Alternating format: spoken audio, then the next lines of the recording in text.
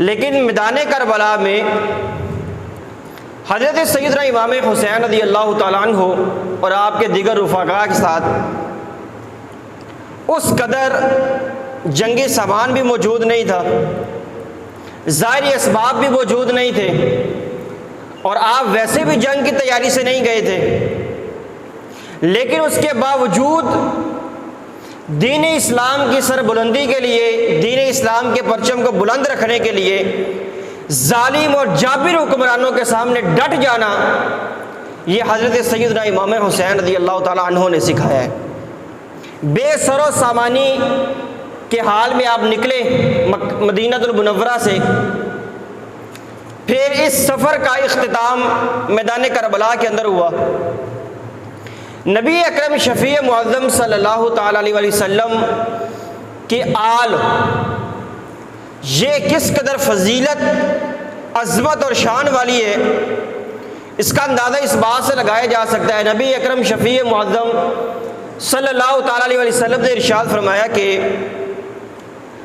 میں دو چیزیں تمہارے اندر ایسی چھوڑ کے جا رہا ہوں، اگر ان کو مضبوطی سے تھام لو گے تو کبھی بھی تم گمراہ نہیں ہو سکو گے۔ ان دو چیزوں کو مضبوطی سے پکڑ لو، مضبوطی سے تھام لو ان دو چیزوں کو۔ نبی علیہ السلام نے فرمایا ایک اللہ تعالیٰ کا قرآن ہے، اس کو مضبوطی سے پکڑ لو۔ دوسرا نبی علیہ السلام نے فرمایا میری آل ہے۔ اگر ان دو چیزوں کو مضبوطی سے پکڑ لو گے، نبی علیہ السلام نے فرمایا کہ تم کبھی بھی گمراہ نہیں ہو سکو گے۔ اب جن لوگوں نے نبی اکرم شفیع معظم صلی اللہ تعالیٰ علیہ وسلم کے زمانے میں نبی علیہ السلام کے وصال کے بعد یا میدان کربلا میں یا اب تک جس بندے نے بھی آل رسول سے ٹکر لی ہے وہ دنیا اور آخرت میں برباد ہو گیا۔ ظاہری شان و شوکت اگر مد مخالف کے پاس، مد مقابل کے پاس موجود ہے، یزید کے پاس لشکر بھی موجود تھا، پاور بھی موجود تھی، طاقت بھی موجود تھی، لشکر جرار موجود تھا، مسجد نبوی کے تقدس کو پامال کیا اس نے، اس کے لشکر نے مسجد نبوی کے اندر گھوڑے باندھے، 3 دن تک مدینہ المنورہ کی عورتوں کو حلال کر دیا گیا کہ جو جس کے ہاتھ میں آتی ہے وہ اس کو استعمال کر سکتا ہے۔ لیکن یہ جاہ و جلال، یہ دولت، یہ گھمنڈ، یہ چند دن تک موجود رہا۔ اس کے بعد اللہ رب العزت نے ذلت کی موت اس بندے کو اتار دیا۔ ایک ایسا بندہ مختار ثقفی جو بعد میں نبوت کا دعویٰ کر گیا، لیکن اللہ رب العزت نے یزیدیت کو ختم کرنے کے لیے اس بندے سے بھی کام لے لیا۔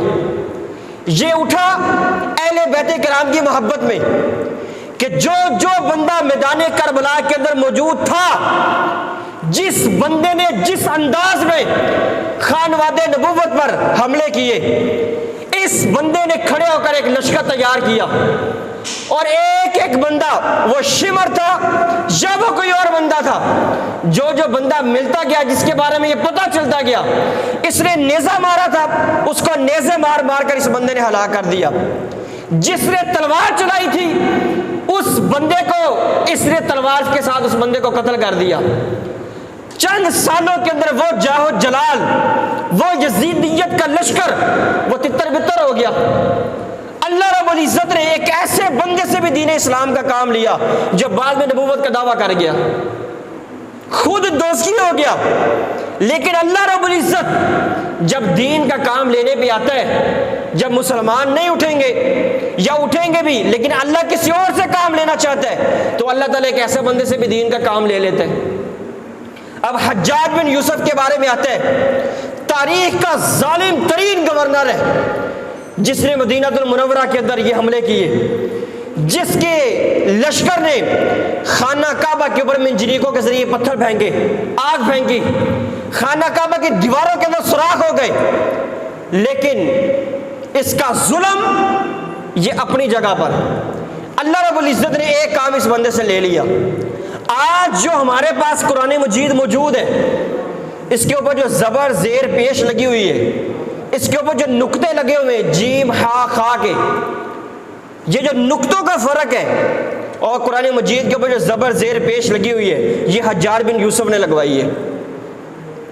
سمجھا یہ رہا ہوں کہ جب اللہ رب العزت دین کا کام لینے پہ آتا ہے تب اللہ رب العزت ایک ظالم بندے سے بھی لے لیتا ہے، ایک ایسے بندے سے بھی اہل بیت کرام کا انتقام دلوا دیتا ہے کہ جو بعد میں خود نبوت کا دعویٰ کر گیا، لیکن وہ لشکر جو میدان کربلا کے اندر اہل بیت نبوت کے چشم و چراغوں سے ٹکرایا، جس نے نواسے رسول کو شہید کیا، وہ لشکر 4-5 سال کی دیر تھی، ہمیشہ کے لیے ذلیل و رسوا ہو گیا۔ کسی کو آگ میں پھینک دیا گیا، کسی کے جسموں کو ویسے ٹکڑے ٹکڑے کر دیا گیا، کسی کو نیزے مار دیے گئے، کسی کو تیر مار دیے گئے، کسی کو خنجر مار دیے گئے، تلواریں مار دی گئی۔ وہ یزیدیت کا لشکر اپنی شان و شوکت کو برقرار نہیں رکھ سکا، لیکن حسین رضی اللہ تعالی عنہ وہ آج بھی اہل ایمان کے دلوں میں زندہ ہے۔ یہ قیامت تک یہ ولولہ، یہ جذبہ زندہ رہے گا، لیکن یزید اور یزیدیت یہ ہمیشہ کے لیے مٹ گئی، لیکن حسین اور حسینیت یہ قیامت کے دن تک یہ باقی رہے گی۔ آج بھی اس چیز کی ضرورت ہے، جس چیز کی آج ضرورت ہے وہ سنی کی بیداری ہے۔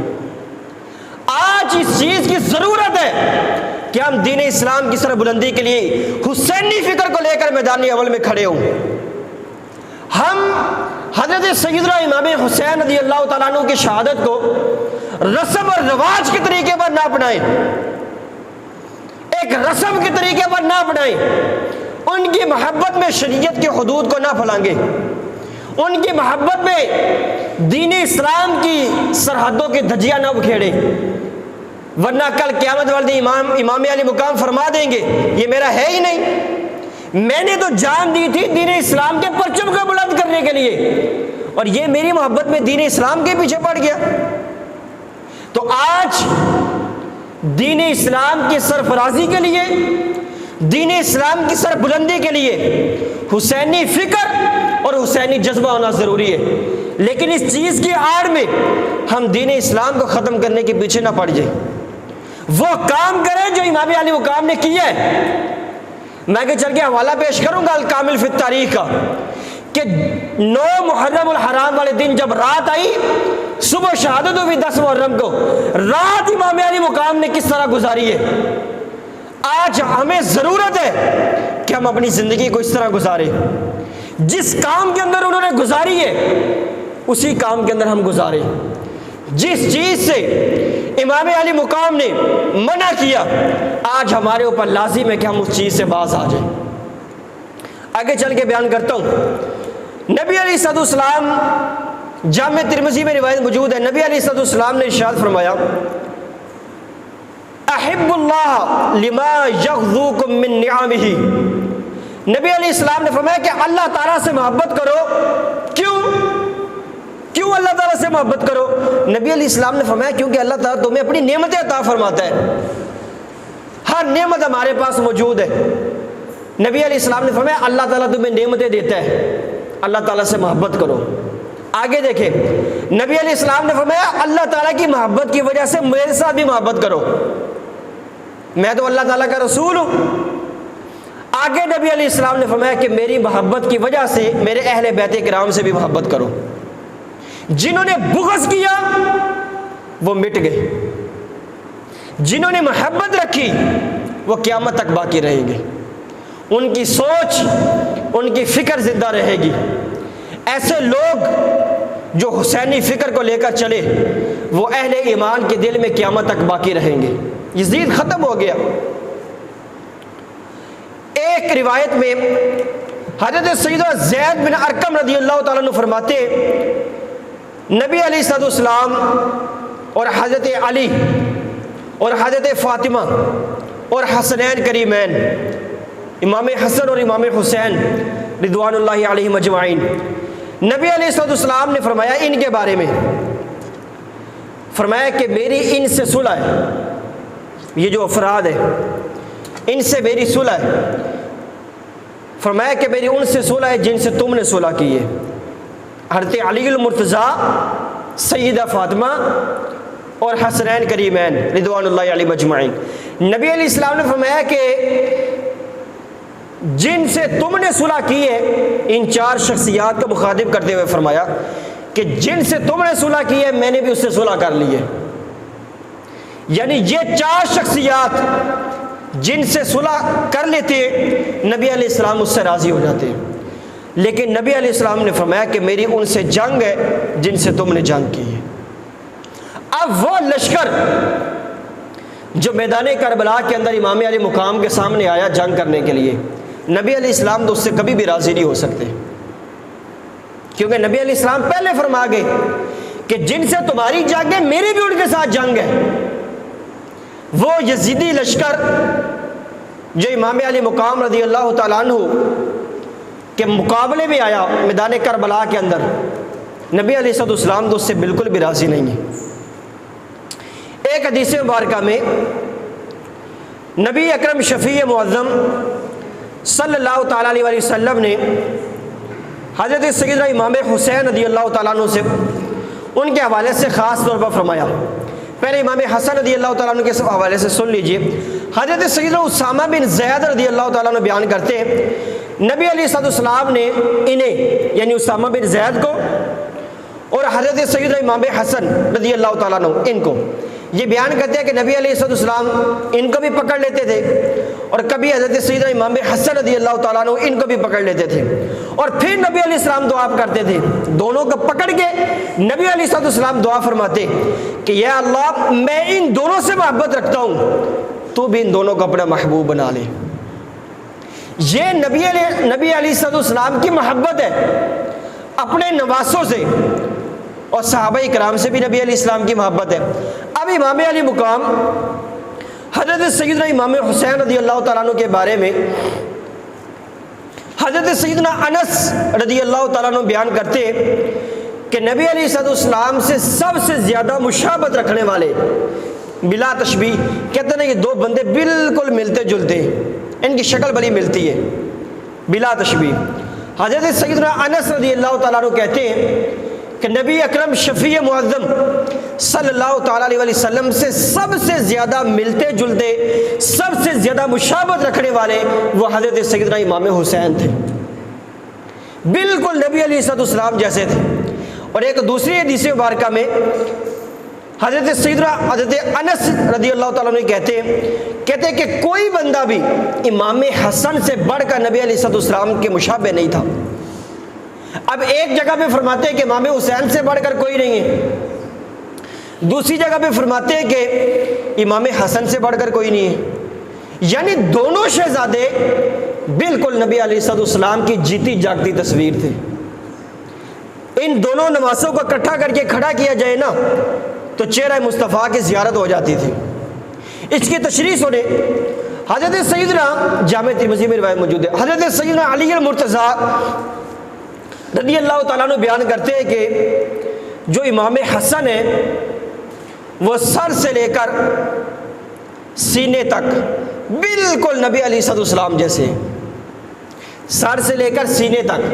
حضرت علی المرتضیٰ فرماتے ہیں کہ یہ بالکل میرا بڑا بیٹا حسن یہ بالکل نبی علیہ السلام جیسے، اور سینے سے لے کر قدموں تک حضرت علی المرتضیٰ فرمایا کرتے تھے میرا بیٹا حسین یہ بالکل نبی علیہ السلام جیسے۔ یعنی دونوں شہزادوں کو اگر اکٹھا کر کے کھڑا کیا جائے تو چہرہ مصطفیٰ کی زیارت ہو جاتی تھی۔ اس چشم و چراغ کو میدان کربلا کے اندر یزیدی لشکر نے شہید کر دیا۔ امام حسن اور امام حسین رضی اللہ تعالیٰ عنہ کے بارے میں نبی علیہ السلام فرماتے تھے، حضرت سیدنا ابن عمر رضی اللہ تعالیٰ عنہ بیان فرماتے ہیں کہ ان دونوں شہزادوں کے بارے میں نبی علیہ السلام فرماتے تھے یہ دونوں دنیا کے اندر میرے پھول ہیں۔ روایات میں آتا ہے کہ نبی علیہ السلام ان دونوں شہزادوں کو سونگا کرتے تھے۔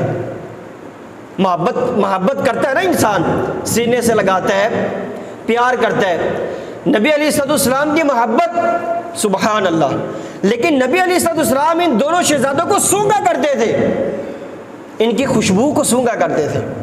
نبی علیہ السلام اتنی زیادہ محبت کرتے تھے ان شہزادوں سے، لیکن امام حسن رضی اللہ تعالیٰ عنہ کو زہر دے کر شہید کر دیا گیا۔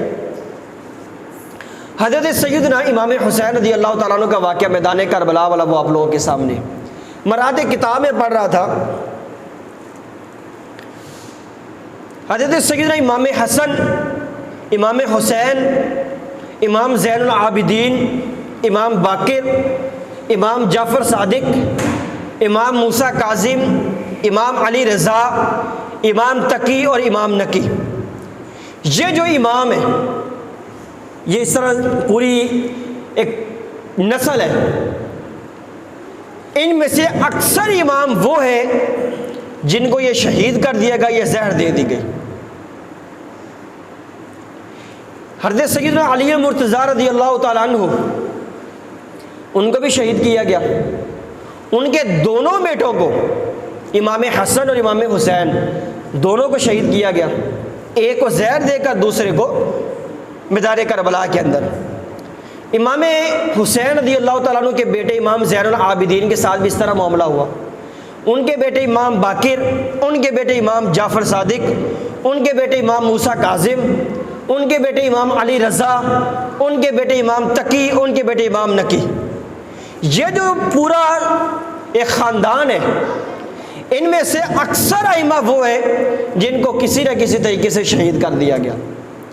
لیکن اندازہ لگائے کہ ایک طرف ایک فرد واحد ہے، یعنی امام زین العابدین تھے ایک بندہ، مد مقابل کتنے دشمن ہوں گے جنہوں نے ان کو شہید کیا، یہ زہر دیا کسی بھی حوالے سے۔ اسی طرح امام باقر کے بارے میں ایک بندہ ہے، اس کے مخالف کتنے ہوں گے جنہوں نے شہید کروا دیا، لیکن ایک بندے کا نام تاریخ میں موجود ہے، ان کے مخالفین کا نام ہی نہیں ملتا۔ میں نے اس لیے شروع میں کہا تھا کہ جو بندہ بھی زمانہ اقدس رسالت مآب صلی اللہ تعالی علیہ وسلم سے لے کر آج تک جو بندہ بھی اہل بیت کرام کے چشم و چراغوں کے ساتھ ٹکرایا ہے نا، وہ مٹ گئے، اور اہل بیت کرام کا نام آج بھی زندہ ہے۔ آج حسن، حسین، علی یا دیگر یہ جو آگے خاندان ہے، یہ ہم بچوں کا نام رکھتے ہوئے فخر محسوس کرتے ہیں، یار میرے بیٹے کی نسبت ادھر مل گئی ہے، لیکن یزید نام کوئی بھی نہیں رکھے گا، یزید نام، شمر نام کوئی بھی نہیں رکھے گا، اسی طرح جو اس کے پورا لشکر تھا کوئی بھی نہیں نام رکھے گا۔ اس لیے جو بندہ بھی اہل بیت کرام سے ٹکرا گیا وہ سمجھ لے کہ دنیا اور آخرت میں ذلیل اور رسوا ہو گیا، اس کے علاوہ اس بندے کا کوئی ٹھکانہ نہیں ہے۔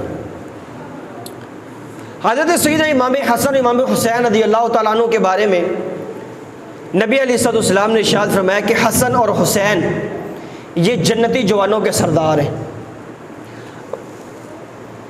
حضرت ابراہیم علیہ السلام کا جب ہم نے واقعہ بیان کیا تھا نا بڑی عید سے پہلے، تب بھی ہم نے بیان کیا تھا کہ جو بندہ اللہ رب العزت کی بارگاہ میں جتنا زیادہ مقام رکھتا ہے اتنی ہی اس بندے کے اوپر آزمائشیں زیادہ آتی ہیں۔ وہ بندہ صبر کرتا ہے، اللہ تعالیٰ کی بارگاہ میں اس کے درجات بلند ہو جاتے ہیں۔ اب امام حسین رضی اللہ تعالیٰ عنہ اللہ رب العزت کی بارگاہ میں کتنا مقام رکھتے ہیں، آپ اور میں تو اس کا اندازہ نہیں لگا سکتے۔ جنتی جوانوں کے سرداروں کی فضیلت کا، ان کے مقام کا، ان کی عظمت کا آپ اور میں تو اندازہ نہیں لگا سکتے۔ تو یہ جتنے زیادہ فضیلت والے شہزادے تھے اتنی ہی آزمائشیں بھی زیادہ ہیں۔ آپ کی پیدائش کے کچھ عرصہ بعد ہی آپ کی شہادت کی شہرت پھیل گئی تھی، یعنی یہ بتا دیا گیا تھا کہ یہ شہزادے شہید کر دیے جائیں گے۔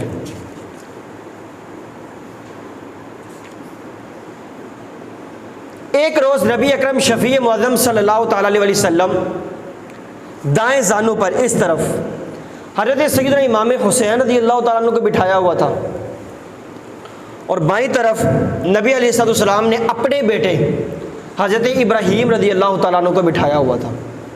دونوں شہزادے نبی علیہ السلام کے گود میں موجود ہیں۔ حضرت سیدنا جبرائیل امین علیہ السلام تشریف لائے، عرض کیا یا رسول اللہ صلی اللہ تعالیٰ علیہ وسلم، دو شہزادے ہیں، ان دونوں میں سے ایک شہزادے کو اللہ تعالیٰ آپ کے پاس نہیں رہنے دے گا، یعنی ایک نے اللہ تعالیٰ کی بارگاہ میں اب جانا ہی جانا ہے، فیصلہ ہو چکا ہے۔ اب آپ کو اختیار ہے، آپ کس کو اپنے پاس رکھنا پسند فرماتے ہیں، کس کو اللہ تعالیٰ کی بارگاہ میں بھیجنا پسند فرماتے ہیں۔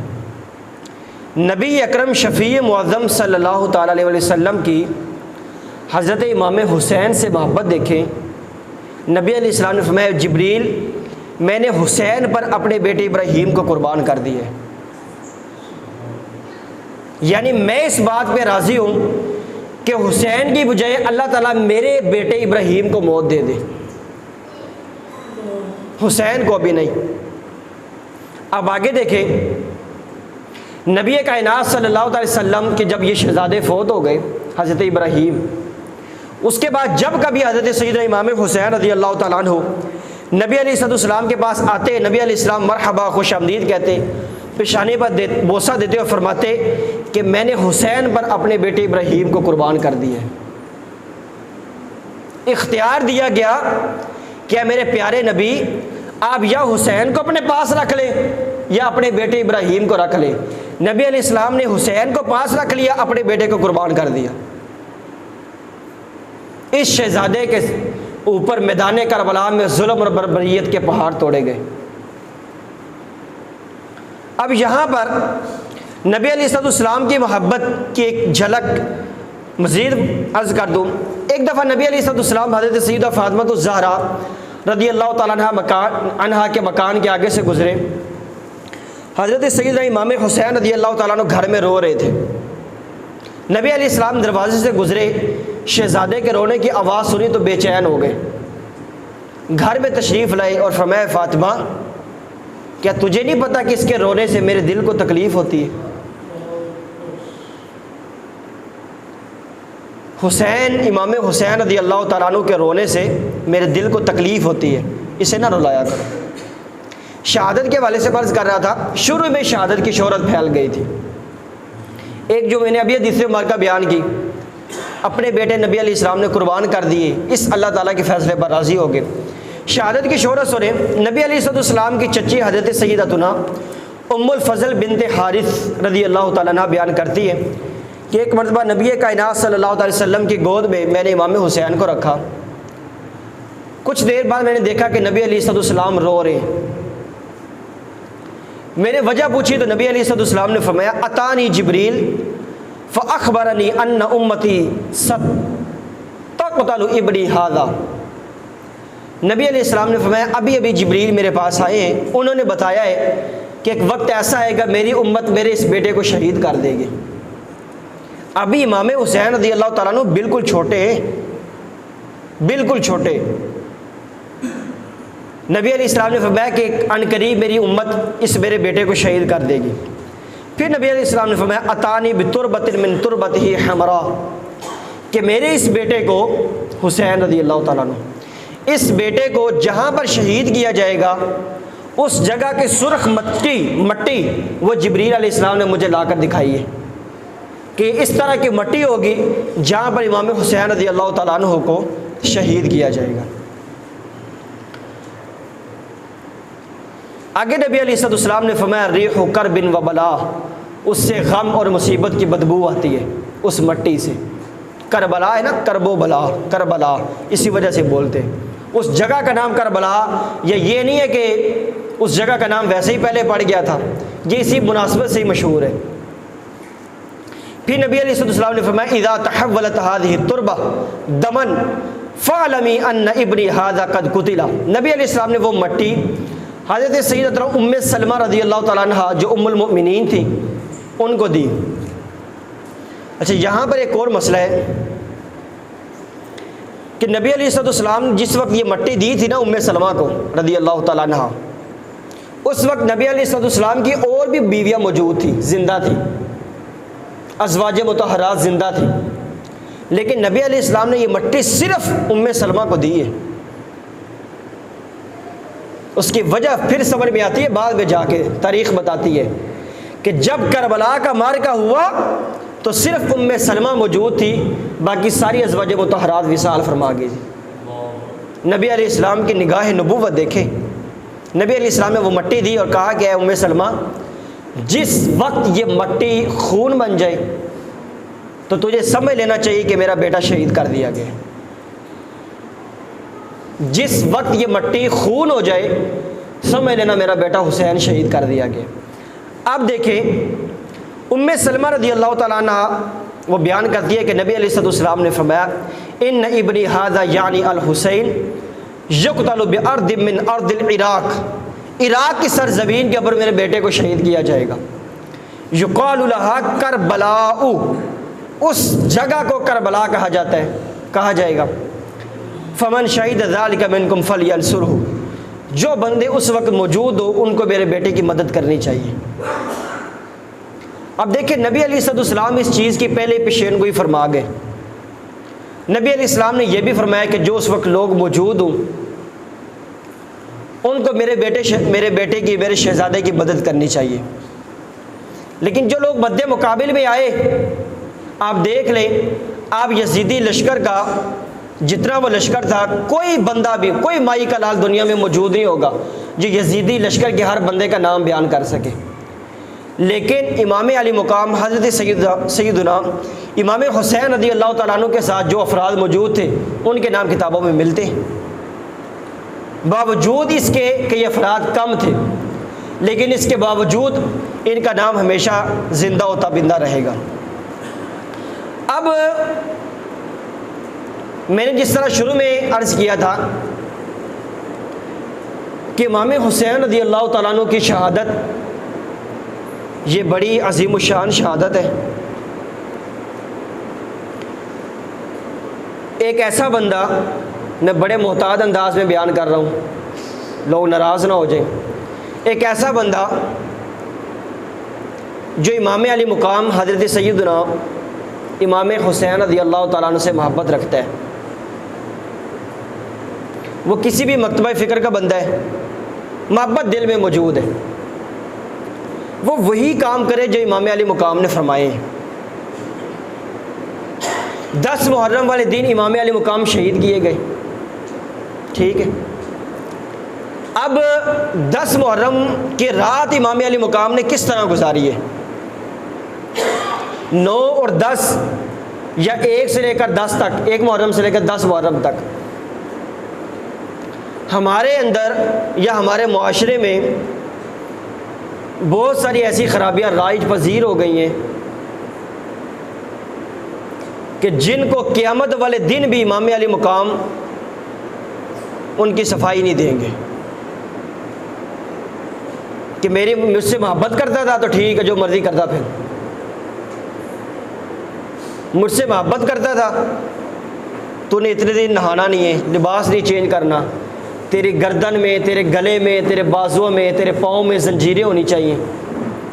امام علی مقام قیامت والے دن بھی ان چیزوں کا دفاع نہیں کریں گے کہ ٹھیک ہے محبت کی نا، بس ٹھیک ہے جو مرضی کرتا پھر.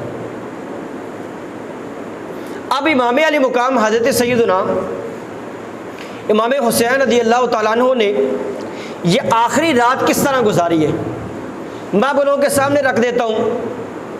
جو بندہ الٹ پلٹ کام کے اندر مبتلا ہے وہ اپنا محاسبہ خود کر لے، مجھے کیا بتانے کی ضرورت ہے، کسی کو کیا کھینچ کے بتانے کی ضرورت ہے، ٹھیک ہے.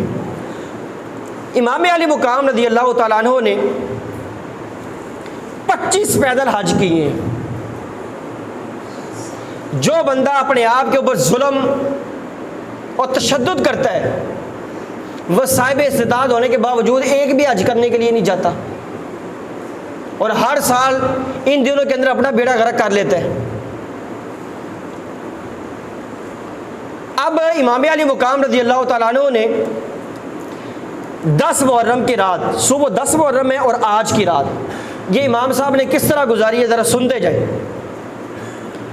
امام علی مقام رضی اللہ تعالیٰ عنہ نے اپنے بھائی حضرت عباس رضی اللہ تعالیٰ عنہ، رشتے میں ویسے ہی بھائی، حقیقی بھائی نہیں ویسے ہی بھائی، ان سے فرمایا کہ اگر لڑائی آج 9 محرم کی رات 9 محرم والے دن ختم ہونے کی بجائے بہتر یہ ہے کہ 10 محرم والے دن مکمل ہو جائے. جو بھی فیصلہ ہونا ہے ہم اس کے اوپر راضی ہیں. آج جو لڑائی ختم ہونی ہے تو کل ہو جائے، جو افراد آج ہمارے بچ گئے ہیں وہ کل لڑ لیں گے. کیوں؟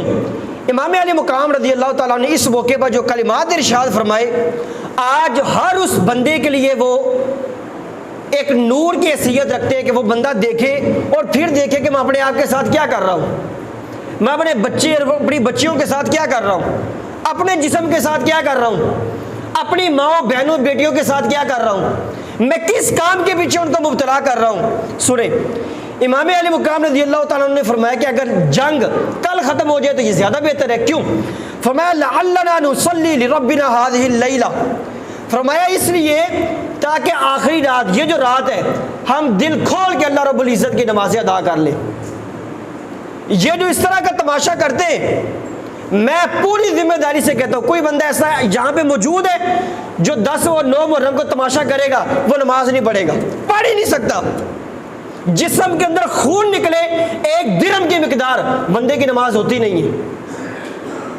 امام علی مقام رضی اللہ تعالیٰ عنہ فرما رہے ہیں جنگ کل ختم ہو جائے. کیوں؟ کہ تاکہ یہ آخری رات ہم اللہ رب العزت کی بارگاہ میں کھڑے ہو کر نمازیں ادا کر لیں اور یہ اپنے آپ کے ساتھ ظلم، بربریت اور تشدد کا مظاہرہ کر کے اللہ رب العزت کے فرائض کو چھوڑ دیں گے. اب آگے سنیں، ہم اللہ رب العزت کی اس رات نمازیں ادا کریں، وَنَدْعُوهُ، ہم اللہ رب العزت کی بارگاہ میں دعائیں مانگیں، وَنَسْتَغْفِرُهُ، ہم اللہ رب العزت کی بارگاہ میں بخشش مانگے. یہ اپنے اوپر ظلم اور تشدد کرنا، یہ کون سی بخشش ہے؟ یہ کون سے جرم کی سزا انہوں نے کی ہے تو سزا کے طور پر اپنے آپ کو اس طرح کر رہے ہیں؟ ایسا نہیں ہے بھائی. فَهُوَ يَعْلَمُ،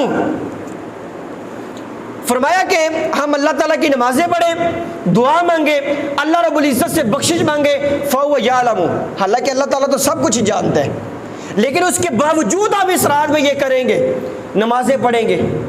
آپ مجھے یہ بتائیں، وہ ساری رات عبادت کرنا کوئی فرض تھوڑا تھا؟ نفل نماز تھی نا. امام صاحب نے نفل نماز کے اندر پوری رات گزار دی اور یہاں یہ فرض نمازیں چھوڑ دیتے ہیں. آگے امام صاحب نے فرمایا احب الصلاۃ لہ، کیوں؟ فرمایا احب الصلاۃ لہ، مجھے اللہ تعالیٰ کی نماز سے بڑی محبت ہے، محبت ہی بڑی ہے مجھے. وتلاوت کتابہ، مجھے اللہ رب العزت کی کتاب قرآن مجید کی تلاوت کرنے سے بڑی محبت ہے. یہ جب اس طرح تماشا کر رہے ہوتے ہیں، یہ کون سی تلاوت ہو رہی ہوتی؟ وہ جو، چلو میں محتاط الفاظ بول دیتا ہوں، جو چیزیں اس وقت لاؤڈ سپیکر میں یا کسی بھی حوالے سے چل رہی ہوتی ہے، اس میں صحابہ کرام کو گندی گالیاں دی جا رہی ہوتی. آگے امام علی مقام نے فرمایا وَكَثْرَةَ الدُّعَاءِ وَالِاسْتِغْفَارِ، فرمایا بہت زیادہ دعا مانگنا، بہت زیادہ بخشش مانگنا، یہ بھی مجھے بڑا پسند ہے. ان چیزوں کو امام علی مقام نے آخری رات میں گزارا ہے. اگر محبت ہے، نمازوں کے اندر امام علی مقام کی محبت کو تازہ کریں، اللہ رب العزت سے دعائیں مانگے، بخشش مانگے اللہ رب العزت سے، قرآن مجید کی تلاوت کرے، تب جا کے پتہ چلے گا کہ جو کام امام علی مقام نے کیے وہ بھی ہم کر رہے ہیں. امام علی مقام نے تو خود اپنے اوپر کسی قسم کا ظلم نہیں کیا. کسی نے کیے؟ 72 تن شہید ہو گئے، کسی تن نے اپنی جان کے اوپر ظلم نہیں کیا. 72 افراد شہید ہو گئے، یزیدی لشکر کے ساتھ ٹکرا گئے، کسی بندے نے اپنی جان کے اوپر چھریاں نہیں ماری. جس لشکر کے مقابل آئے اس لشکر کے خلاف انہوں نے جنگ کی ہے، جتنا ہو سکا انہوں نے جنگ کی ہے، اپنے اوپر کسی نے ظلم و تشدد نہیں کیا. آخری رات تھی، امام علی مقام امام حسین رضی اللہ تعالیٰ عنہ نے اپنی ہمشیرہ کو کیا وصیت فرمائی ہے، ذرا سنیں. امام علی مقام رضی اللہ تعالیٰ عنہ نے فرمایا اے میری بہن اتق اللہ، اللہ تعالیٰ کا خوف رکھنا، اللہ تعالیٰ سے ڈرتی رہنا. وتعزی بعزاء اللہ وعلمی ان اہل الارض یموتون واہل السماء لا یبکون. امام علی مقام رضی اللہ تعالیٰ نے فرمایا کہ اللہ تعالیٰ کے نام کے ساتھ تسلی حاصل کرو، نہ آسمان والی مخلوق باقی رہے گی، نہ زمین والی مخلوق باقی رہے گی. آسمان والے بھی ایک دن آئے گا فنا ہو جائیں گے، یہ جو دنیا کے اندر انسان موجود ہے ایک دن آئے گا یہ بھی فنا ہو جائیں گے. آسمان اور زمین کے اندر جتنے بھی مخلوق موجود ہے، امام علی مقام نے فرمایا اے میری بہن آج مصیبت کا وقت ہے، آزمائش کا وقت ہے، اللہ رب العزت کے نام کے ساتھ تسلی حاصل کرو۔